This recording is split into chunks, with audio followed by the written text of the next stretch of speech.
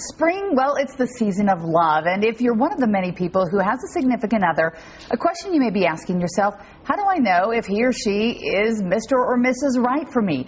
Joining us now live is Janie Lacy, relationship expert from Life Counseling Solutions. And Janie, you have a few tips to help us break down and figure out if it's time to stop looking around.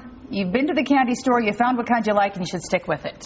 Right, Holly. Some of the times that some of the couples actually will ask this question after they've been into a relationship for a while, when they really should be proactive and really start thinking about, well, what are some things that I can set myself up to be in a relationship that's for the long term, and not asking it after you've been invested 5 or 6 years. Am I with the right person? And sometimes you're on different pages. I remember 17 years ago, I knew the second I met my husband that he wasn't the husband yet then, that he was going to be the husband.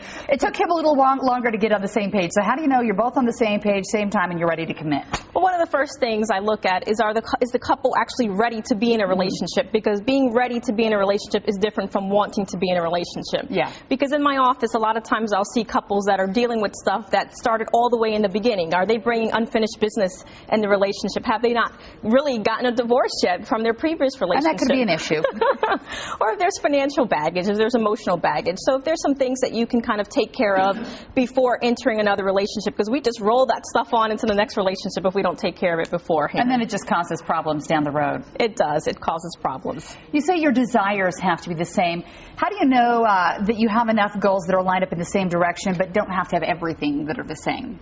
Well, desiring the long term, a lot of times people don't want to waste time in a relationship. So if you're both dating and someone mentions, you know, well, what are you doing next year for Christmas? And someone's like, okay, well, let's not cross that bridge until we get there. There's a sign that they may not be thinking on the same terms as you are. So a lot of people don't like to waste time. So if you're both thinking about long-term relationship versus we're just having fun for the moment, then you're setting yourself up to be on the right track.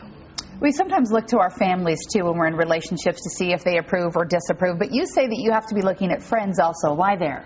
Well, we don't choose our family, so there's a different set of relationship dynamics that we have with our family. But usually our friends do represent who we are, where we are in our life. So we value their opinions a little bit more, actually sometimes even than our family, because we do choose to have them in our life.